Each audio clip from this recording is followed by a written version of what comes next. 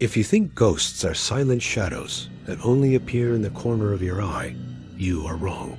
Sometimes they speak, they growl, and they move heavy furniture right in front of the police.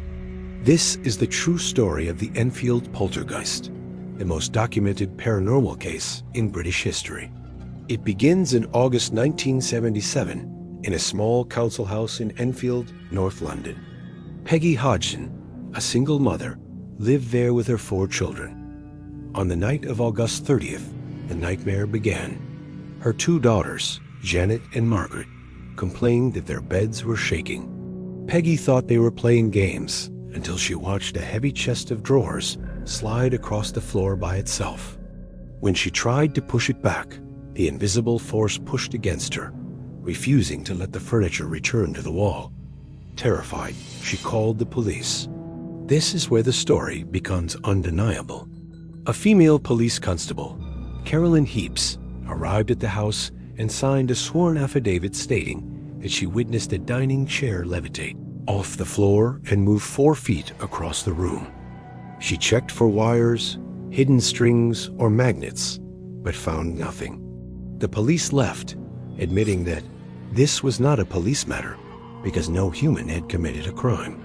Over the next 18 months, the house became a war zone. Reporters from the Daily Mirror and investigators from the Society for Psychical Research, including Maurice Grosse, moved in to document the terror. They recorded over 2,000 unexplained incidents. Objects were thrown, fires started spontaneously, and the children were thrown out of their beds. But the center of the activity was 11-year-old Janet Hodgson.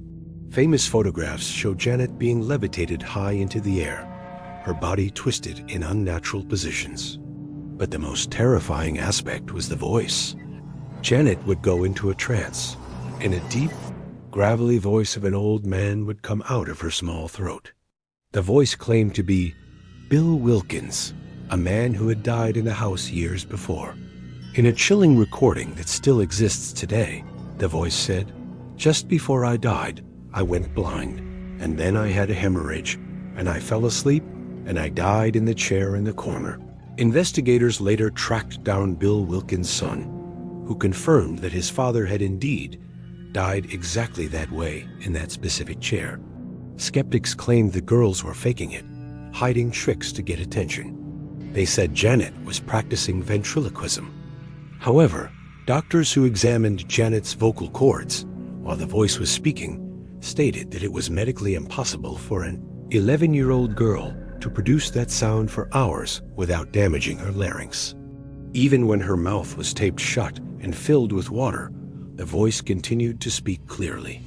For 2 years, the entity tormented the family until it slowly faded away, leaving behind emotional scars that never healed. To this day, Janet maintains that the haunting was real and that something evil lived with them in that house. This case forces us to ask a difficult question. If the police saw it and the microphones recorded it, can we still say ghosts aren't real? What would you do if a voice that wasn't yours started speaking from your own throat? Let me know your thoughts in the comments.